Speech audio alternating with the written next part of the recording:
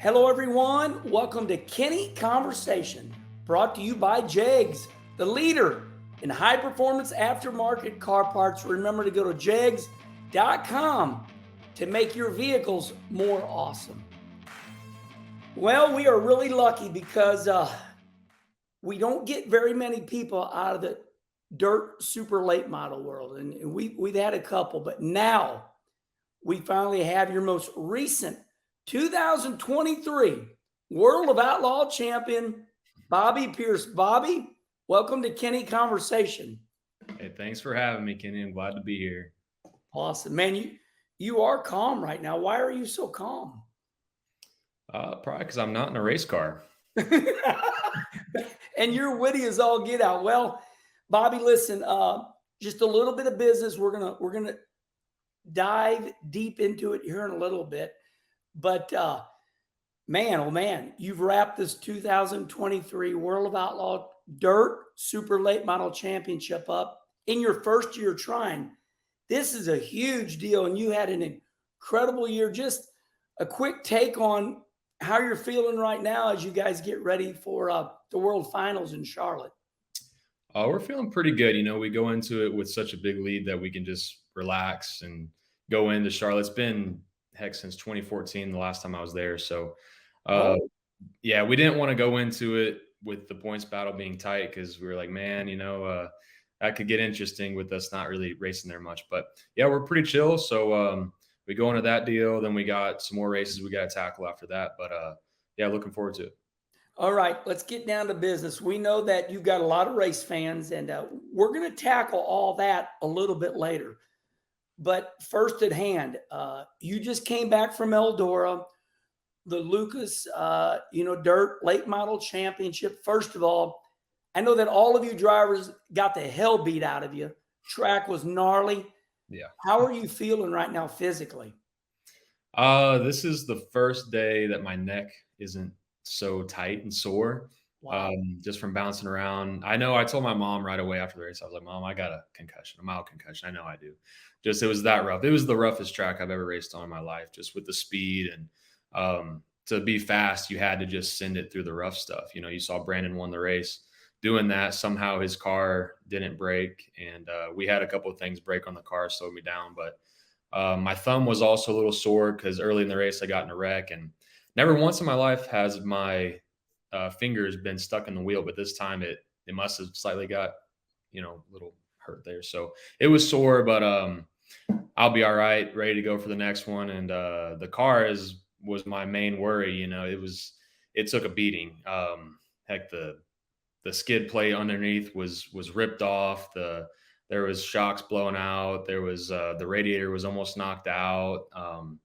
Motor mounts bent down, just all sorts of stuff. So Wow. I mean, I've been lucky enough to run Eldora, but never at the speed that you all are running now with the right front down, left rear up, yeah. just massive amount of grip and just about cheating death. Now, I know you're a brave soul. Was there any time in that race that you went, what in the hell are we doing? Yeah, it was. I mean, before I was debating, racing it or not, and it was on qualifying day when I was like, man, I was dropping down, on the board there, and I was like, if I end up like eighth or ninth, I'm just gonna load up. Well, I ended up seventh in qualifying, so I raced. But no, there was a kid next to me, raced the B main, and he's like, man, it's getting really rough, and I'm like, well, whatever, we're going for $100,000, so we sent it. Went out there and got in that wreck early on, but then we eventually got back to the lead, and we're leading this thing for 100 grand. There's still like 60 laps to go, and the track's just getting rougher. But it's like, what do? You're racing for 100 grand, so you just got to stay out there. And fell back to third, ended up running out of gas, got back out there, finished sixth because there was only like 6 cars on the track. So, Yeah. but Brandon Shepard that won the race, I asked him how he felt. And I was like, you can't feel too bad. He got $100,000, but he said that his left side was pretty sore from his leg, and he had a headache and stuff like that. So everybody was it was taking a toll on everybody, and I got a feel for them guys that were going for the championship. To have a track like that, it's a lot different. Yeah, there's so much to break down about this. this Lucas Oil Championship. Let's wrap the race up, but let's talk about it just a little bit. Then we'll go to your opinion on this whole format that is so controversial. So you're digging, you're in and out of the pits.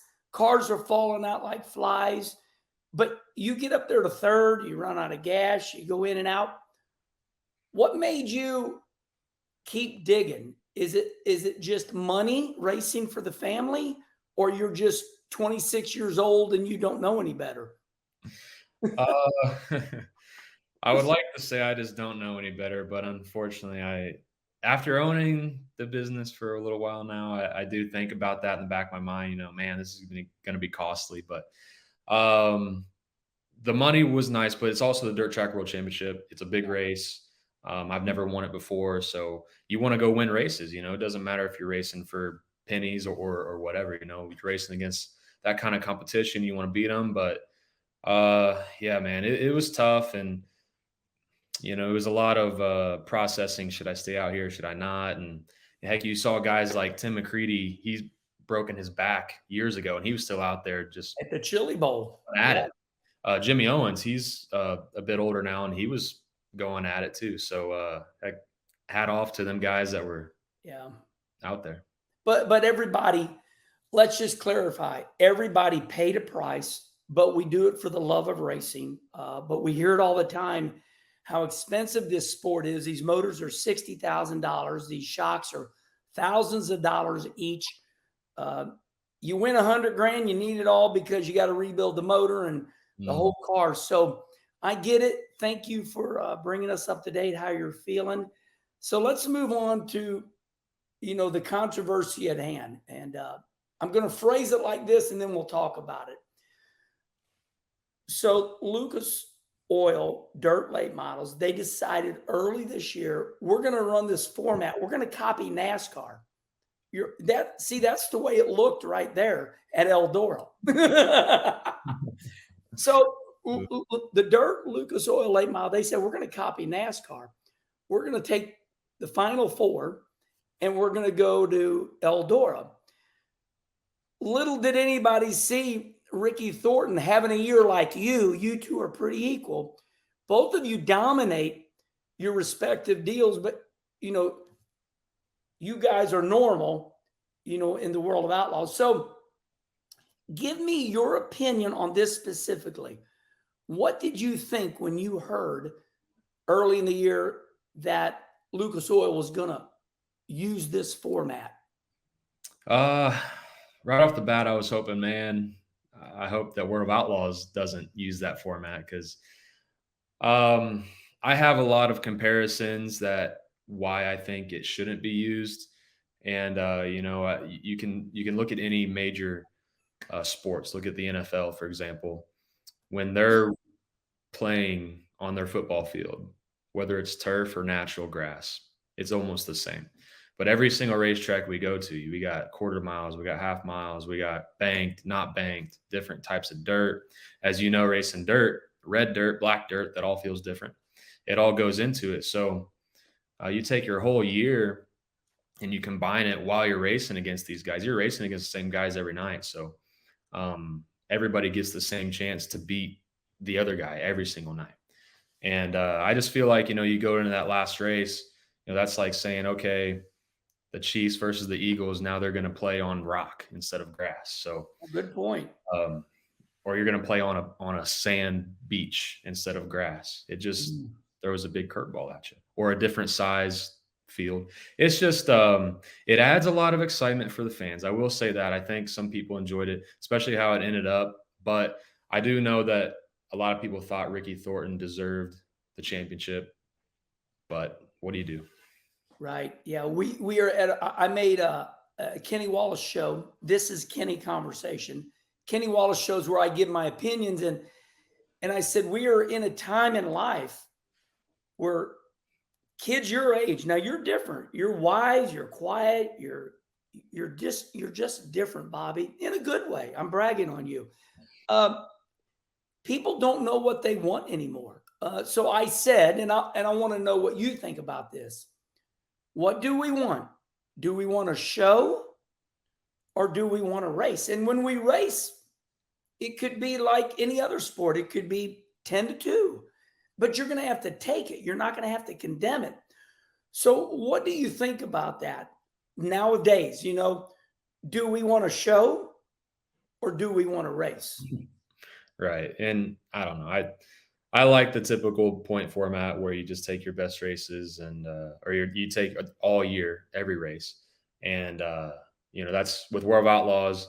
Heck, I would hate to go into Charlotte with knowing that second, third, and fourth have a chance to beat me after really we dominated the War of Outlaws this year. So it's tough, but what do you do? Some years though, I was really hoping that first place and second place in the points were neck and neck heading into that last race, because then it would have been like, see, you didn't even need to do anything special. But some years you'll have that, some years you won't. I think as a racer, you work so hard, your crew works so hard, everybody does. Every race is so important, and this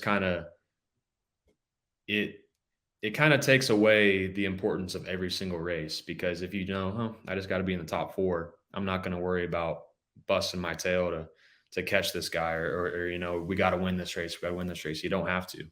So it kind of takes away the importance of every single race, in my opinion.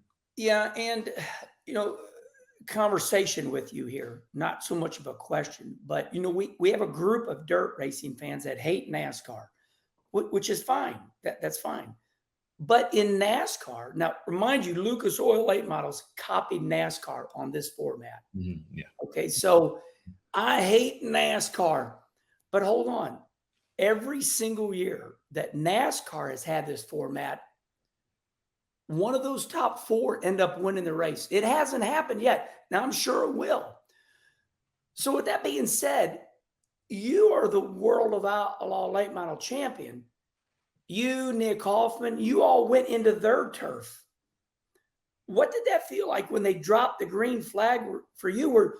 Were you a little nervous having to race around Ricky Thornton and those guys going for the championship?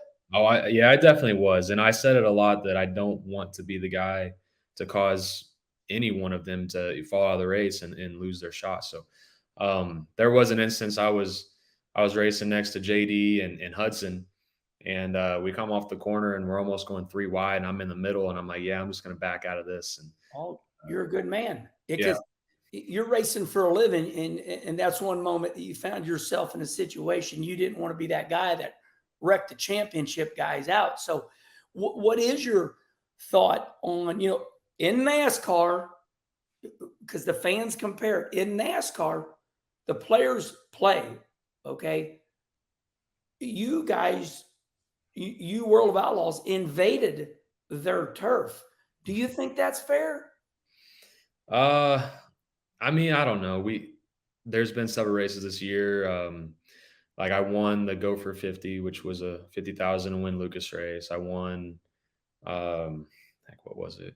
Something else. And then there's I'm going to read those stats. yeah, there were some races like Ricky Thornton came in. He won the Prairie Dirt Classic, which was a World of Outlaw race. I finished second. I think there was another instance where something like that happened. Like there was a War of Outlaw race, the USA Nationals, that I won by a slim margin, and Hudson threw a slider on me on the very last lap. What a race! What a race! Yeah, what a race! We had a couple close finishes this year. One of them was by like 2/1000ths of a second, but pretty crazy. But no, you treat every race the same, but in the same sense, take Shepard, for example. If he was battling for the win there on that last lap with any of them 4 guys, maybe he would have been just a little more cautious about it. But, in the same sense, them 4 guys had to be cautious because they can't fall out of the race. So everyone kind of had to take a little bit and, give a little bit. So it is what it is. So we'll wrap this up controversially. We will wrap this up controversially. So we know that this Lucas Oil Late Model, we know this banquet, usually somewhere at the Lucas Oil Stadium up there by you. I believe it's your girlfriend's house. Is that the Indianapolis Colts? Is that where I see you and your Chicago Bears and Colts? Yeah, I'm a Bears fan, but I'm a Colts fan too. And yeah, she was a cheerleader. And but no, one time I actually had this funny story. back in school, we were in like the 4th grade, and we had a like wear your favorite sports jersey to school day, Yeah. and I had a Brian Urlacher jersey and I had a Peyton Manning jersey. Oh my. Mom literally cut them in half because she knew I liked both teams. She cut them in half and she sewed them together where it was like half Urlacher, half Manning, and I wore that. Your mama loves you. So, and she is, your mama's all about it. I'm a wonderful family. I know your family well. Your father's helped me out so much. But so this banquet, and we're going to wrap it up right now. The Lucas Oil late model banquet will happen. Do you think they announce at the banquet, or do you think they announce after? Are they going to do this again, or do you think they'll go back to a normal point system? And you don't got to be right. It's just nobody knows. What do you think? Uh, Heck, I don't know. There might be some guys that know, but all I know is I hope World of Outlaws doesn't because I'm a Yeah, follower of Outlaws again next year, and I like the format how they do it, just the regular old school, and we'll see. I mean, hey, it did cause a little bit of drama, at the last race, so maybe they'll do it again, but we'll see. I talked to Michael Rigsby, who used to own Flow, still very, uh, very influential, Michael Rigsby, and I texted him yesterday. He said most likely the most eyes ever, a lot. There Mm. was like a lot on Sunday night. Nobody, it Yeah, was that perfect storm, Bobby. It was Sunday night because you guys got rained out. The cup race was over. It was that perfect storm where, everybody watched you guys. Everybody knew what was going on with you. But so yeah, I hear you. Well, okay. We put that to bed. Before I remind you how great you are, and we do this with all the drivers, before we do that, let's talk about the end of this year. So we know that you're going to wrap up the World Finals, but I believe you got a couple more championships that you're fighting for. Um, I see Castro Flow Night in America championship. I see the XR champ. You got $250,000 laying out there. Tell yeah. me what's up. Yeah, so War of Outlaws, it is sealed up. I just got to show up and start the races basically, and I should have that.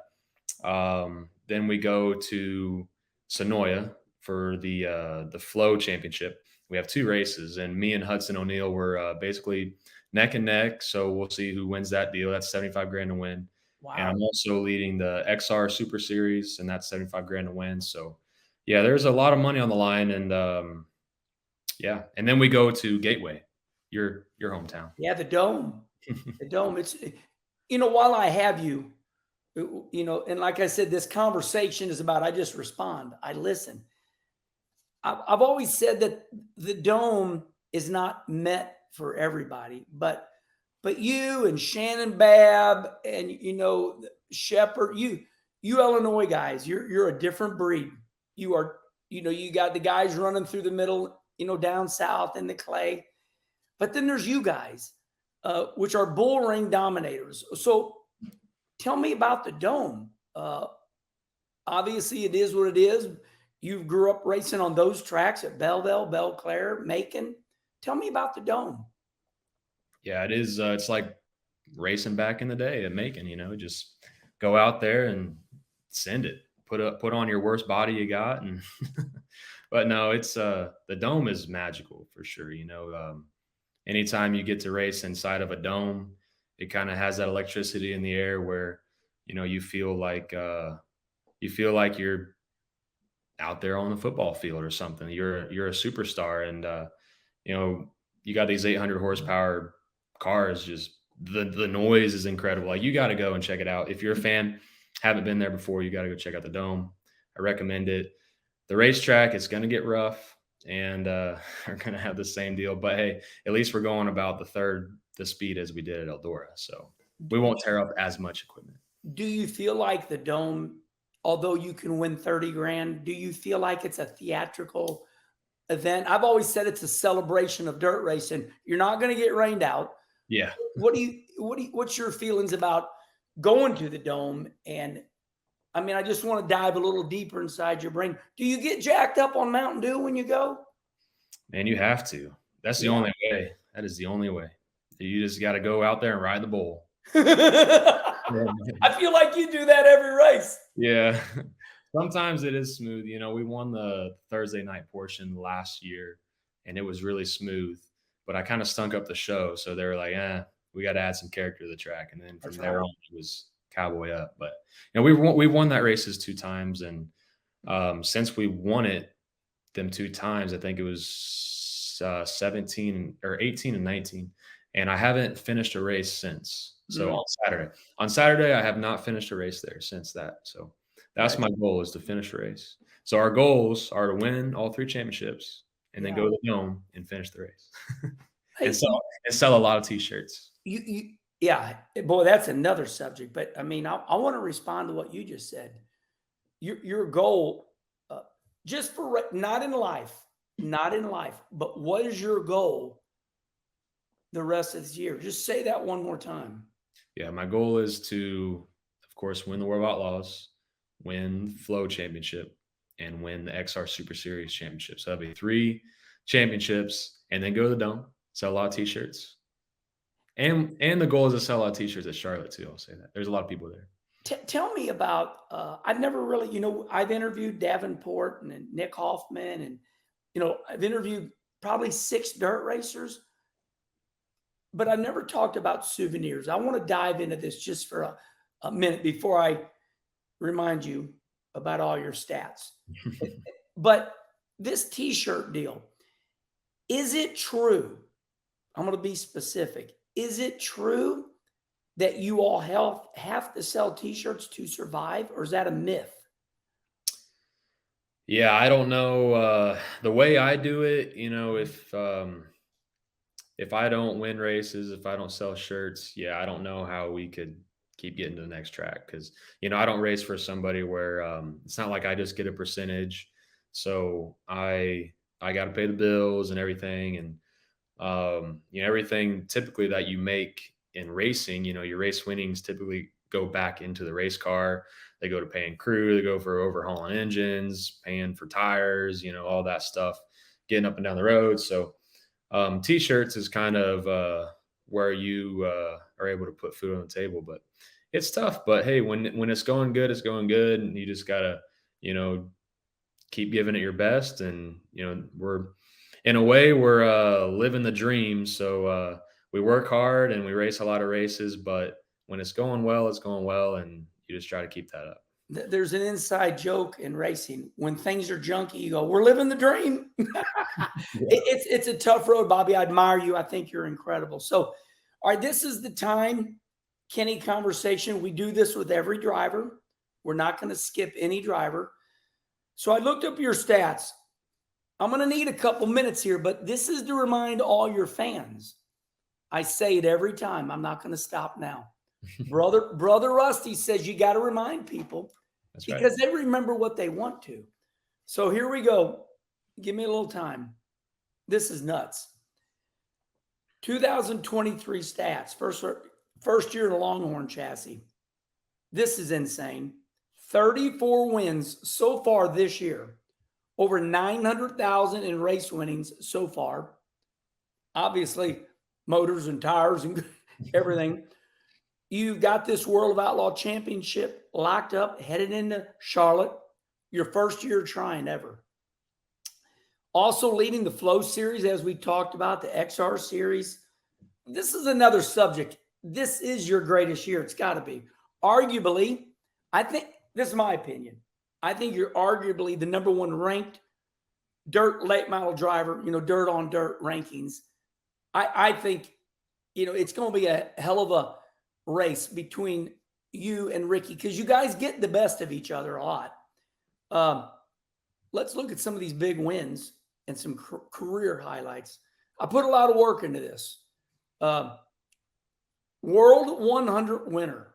Wow. You're 26 years old and you've already won the world. What year did you win that? I was 2016. I was 19 years old. Unbelievable. North-South down in Florence 2 times, one for 50 grand, the other one 75 grand. USA Nationals, Silver Dollar Nationals, as we talked about, the Dome Gateway Dirt Nationals 2 times, Vegas Duel in the Desert, the Go for 50, which you won by 0.002, and I watched that race. That was insane. Oh yeah. 5-time Summer Nationals champion, 5-time UMP Dirt Car National champion. Google tells me you raced in 30. Now, interrupt me. Google tells me you raced in 30 states. That's accurate. You won a race in New Zealand with them funny-looking late models. We're almost done. This is a big one. Set quick time in the NASCAR Truck Series at Eldora. Started racing late models at 13. And I'm going to end it like this. 282 career wins so far. So, Bobby, is all that pretty close? Yeah, that's about accurate. I know my website stays updated. I think that's what it is. I have for them states too. I have a notes list in my notes where I keep track of all the states I've raced in, all the tracks I've raced at. I think I'm up to like 200 different dirt tracks. That's awesome. Crazy. Because Kenny Schrader taught me that, and I had a laminated old atlas, and I'd take a marker. I got up over 100, and I lost the damn atlas. But so, Bobby, here's my conversation with you. You're 26 years old. I just read all that off to you. You've already done more than a 60-year-old man that has, depleted his racing life. You've already done more. When I read all that to you and you're listening to everything like right now, what do you think of? What goes through your head? Makes me feel like I've been doing this for a long time, which I have, I guess. No, it's great because, man, I mean, it's everything that you work so hard to do. And, it's hard when you're a racer to sit back and kind of look at everything you've done. And because you're always go looking at the next race, and that's what your focus is on. Sometimes you're looking 5 races ahead just to get a game plan. So you don't get a whole lot of time to relax and look back and see all the accomplishments. So it's nice, and that's what we do it for. And yeah, it's crazy. So, I got to thank a lot of people that have helped me get to that point too. One being like my dad. Obviously, none of that would have been possible without him. the legend. Yeah. So, okay, I got lots of conversations going on right now after listening to you say that. You say you got to thank a lot of people. This is crazy for me to say, but you guys own your own team. So even though you've won all this money, you've spent it all because of the motors and the tires, and you got to live. Mm-hmm. Do you need a big sponsor? Do you need a sponsor next year? Yeah. Actually, I do. I have a spot open on the car on the quarter panel. So big spot, basically the main marketing sponsor for 2024, one of them. And yeah, if anyone's interested, we'd love to have you on board. Hey, leave it up to me. I'm the king of getting sponsors. So I know everybody's listening. Hoker, Allgaier, everybody. We need somebody to grab a hold of. Bobby, I got to tell you something. You can slap me if you want, but I love you and I care for you. And it bothers me that you've got to win all the time to make a living. That's a shame. This is just my opinion. Like I said, bitch, slap me all you want. I just see you running ragged. I admire you for that. You're a hero to many because they know that those fans know you're against all odds. Do you feel like sometimes you're against all odds, or is it just normal to you? It's pretty normal. Yeah. You just hey, it's either going to work out or it's not. God, you got to. I think what you just showed right there is why you're so good. From what I can tell, being around you, and I've been around you a lot, we know this. I feel like when you get in that car, you just start singing a song or something. Does anything rattle you besides your mom or your girlfriend? Does anything rattle you? That is true. No. Yeah, the only time, heck, as much as I've raced now, the only time you ever get nervous in the car is, when you just want to perform your best. You have a chance to do that. You could be. Have you probably felt this before? You were probably more nervous in the car when you think you got a chance to win than 100, you don't. and Yeah, 1,000%. right. In my cup career, when we're quick time in all the practice sessions, it's like, oh no. Yeah, And I'm quick time with natural ability. Now I'm going to go out and I know I got to step it up because everybody else is going to step it up. right. To this day, people go, God, Wallace, you qualify good. I said, that's from all those NASCAR races, knowing that, nowadays everybody's locked in the race. In my day, if you didn't qualify, you didn't qualify. Right. So, Bobby, you're right. So you're telling me that when you got like the dominant car, that's when you get nervous. I mean, it's a mixture of the two because you do get a confidence boost when you're fast, no doubt, or when you won several races. It's almost like a confidence boost, but then you're almost like, man, maybe I can keep winning, and then you're almost more because as a racer, you want to win, and that's your main worry is not winning. Because you want to go win every race. At least I want to go win every race possible. There's not a race that I think I can't win. So um, when the car's junk, when I'm junk, it's just like whatever. I don't care. But when I'm fast, then it's like okay, I we need think to capitalize on this. I want to give you a compliment. I think that you're one of the only drivers in dirt racing today that when your car's junk, you will somehow will it. Will it? You know what I mean? Do, Yep. do you ever feel like that? Has your car, you're like, what in the world is falling over on the right rear? And somehow Yeah. you win. And that's why you like a good racetrack because some tracks, if your car's not good, there's nothing you can do about it. And, it is what it is. But if you got a track out there, a little bit of cushion, a little bit of moisture you can get a hold of, but a good racetrack that you have lanes to race on, racers love that. So, yeah. And then you can make something happen.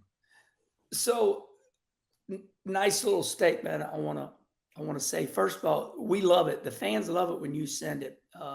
You brought the sliders back. Like you said, you got a track you can't pass. We're at the old Belclair. Hopefully Brad Loyette is going to bring Belclair back for midgets.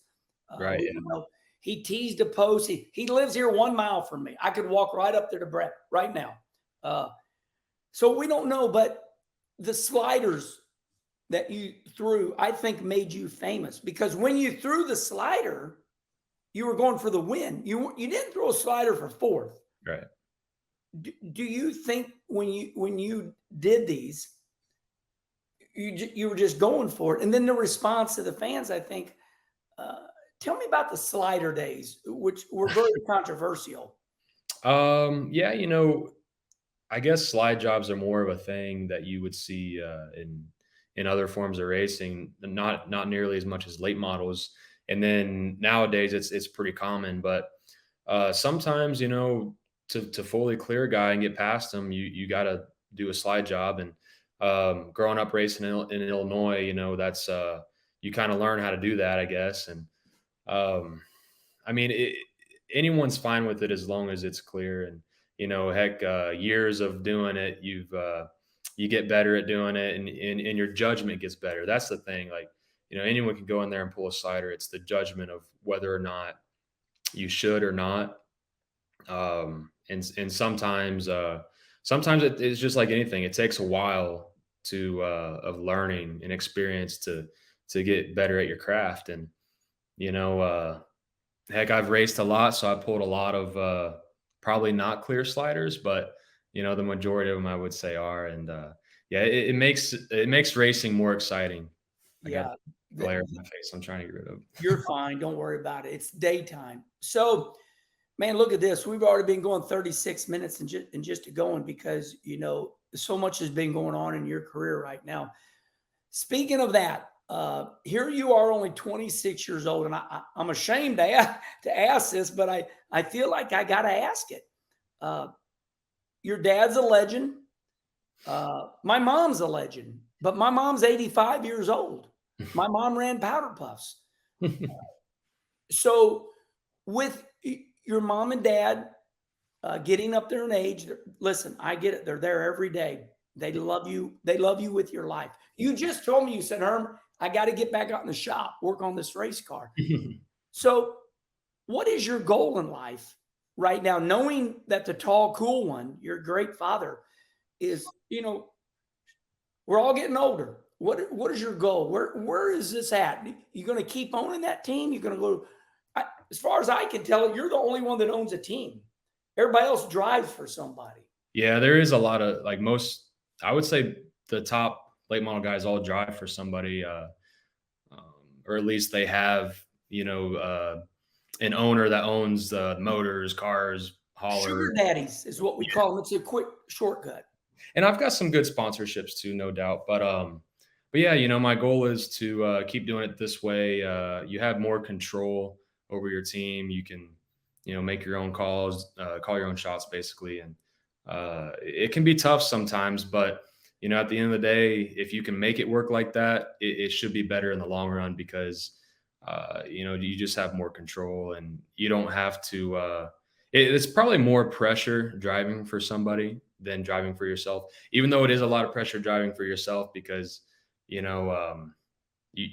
mean, it is you, the whole operation falls back on you. But, yeah, so far so good. And yeah, we'll see. My dad's taught me a lot and, heck, he always drove for himself. There was times where he drove for other people, but, towards the end of his career, he was just driving for himself. And he's kind of instilled that in me that if you can make it possible to do that. But there's some great car owners out there too. And,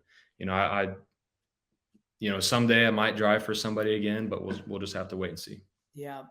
Well, you're 26. 10 years from now, you're only going to be 36. I started dirt racing at 44 years old. I mean, that's, and Davenport, I'm sitting at a bar with Davenport, Jonathan at the Dome. And I started, I was serious about my dirt racing. And Jonathan would not have any of it because he knew I made my living in NASCAR. He goes, you don't got to run good for a living here. And I'm not saying it hurt my feelings, but yeah, you guys race dirt for a living. That's how you eat. So with that being said, I know this is on the same subject. I've been to your shop. I've been in your house. Your family, like I said, I'm just explaining to the people why I know all these things. I wanted Kickapoo, Danville. You said, come to my house. I took a look at your operation. And then you fast forward 10 years and you see Mark Richards, who owns Rocket Chassis. And I know that you guys are blood, sweat, and tears. And your house is basically not, but bolted to your shop. And then you look at these videos of, I'm not blaming nothing on nobody. I'm just saying, do you ever look at Rocket Chassis? They unload their car in a miniature blue beacon. I mean, it is like a factory. When you look at that Valvoline car and how well oiled it is, what goes through your mind? Do you look around and go, what the hell? Yeah, we've always said, like they are a well-oiled machine, no doubt. And yeah, but shops don't win races, but I do have goals of owning a shop like that someday, building a nice shop on a piece of land and a house and whatnot. But yeah, heck, that's sometimes though, like the organization and the team dedication that they got, they've had guys stick with them for a long time. And that can win you races, when you have a good solid team. And right now I got a pretty good team this year too, so they've worked really hard. And my dad, he's 72 years old, basically 71, 72, something like that. And heck, he's out there like my age, all the time, just working hard. And my two guys, Austin and Zach, and my mom and my girlfriend, and anyone at the shop that just it takes a lot. It takes a lot. But yeah, like they like you were saying, they unload their car and they got a a good wash bay there. Miniature blue beacon is what I call it. And there's not one time that rig pulls in the track and it is not spotless. Yeah. It is shining all the time. With that being said, let's kind of start ending this up. I want to thank you so much for all your time because you're a true dirt racer. I know you're working in the shop. I see you on Snapchat. Why?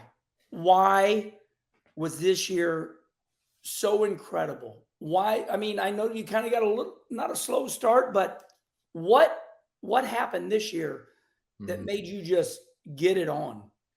A lot of things, really. You look at the end of the last year, and we had a good stretch at the end of last year in our Pierce car, and I think we just carried that momentum into this year. Even though we had a switch to Longhorn chassis, Bilstein shocks, a bunch of different things, that we changed our program. And whenever you make a change like that, as it's tough sometimes. And we went into it, we were like, man, we don't know how this is going to go, because it could be a huge learning curve. And right off the bat, the first race, we almost beat Jonathan Davenport, Kyle Larson, all them guys the very first race. But was that New Vado? What's that? Was that at New Vado? Yeah, Vado. That was Slide City, USA. Man, yeah. You gave me so much entertainment in the winter sitting back here watching on Flow. Right. Yeah, that was a good week for us. And we won 2 of the 6 races at Vado. So that was the first races of the year. Wow.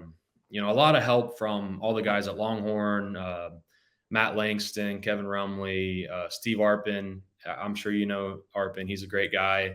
Know him very well. They just really, brought us in with open arms, and, their car is really good. So when I practiced it right off the bat, I was like, man, we got something to work with here. So went to Vado. That was good. Went to Volusia. That was our first World of Outlaw race. And just, I don't know, it just continued to get better and better throughout the year. And here we are. Well, Bobby, we've all got a lot of great fans. And one fan said to me, Kenny, it's getting old when you end these conversations. You say, well, you've done it all. but you've done it all. You're a champion. You won the World 100. I read all those stats off. So you've done it all. I wish you a lot more success. I know you got to get out there in the shop right now. You got to get that slip yoke right. Right. I mean, you got to get the springs rebuilt. You got to get your stuff cleaned up. I know what you're up against. Don't tell me everything I got to do. Tell me. That's just great. What do you got to do? No, I was saying I don't want to have to think of all the things I got to do because it's a lot. Well, you're nocturnal. If you're still the way I know you. Yeah. Oh yeah. You got a disease. How late? I mean, you stay awake all through the night. Do you go to bed like 4 a.m, or how do you still do that? Yeah. When you race so much and you drive from track to track, sometimes you get there like 5 a.m. So that's just kind of became my normal. I'll wake up kind of later, work later, but I think, a couple of things. One, it makes me better in the race because, it's not really my bedtime yet. So you ain't been up since 7. Yeah. And, but my girlfriend, she would definitely like it if I changed my sleeping habits, but it's the racer life. And, I can get up early if I have to. Right. I don't want to have to. Well, if I have to, I can. I teased about the slip yoke because I heard you, your chassis binding up, and we know how bad race cars go if the yoke binds up in and out of that transmission. And I know your car was just blown apart. These race cars, they got to move, and when stuff starts binding up, there goes everything. Traction, right. The cars. I mean, that's why I was so beat up. The more the car got beat up, it was taking a toll on everybody. But hey, we'll be ready for the next one. We'll be ready for Charlotte. Got our eyes set on that, and it's going to be a lot of fun. Well, all right, everybody. Listen, we are in podcast form now. We're on Spotify, iTunes. Listen to this Bobby Pierce conversation on your way to work. And we know it's long and you're going to want to hear it all, and then listen to it on the way home. Bobby, thank you so much for being on Kenny Conversation. Hey, thanks, Kenny. It was a lot of fun, and I know you've had a lot of special people on here, but and I'm glad to be one of them. So You're thank special. you. And, not as special as you. Stop it. I don't want to hear that type of talk. All right, everybody. Well, listen, we got the best coming up. I mean, we've got them all. We're just going to keep on rolling. Until next time, we'll see you.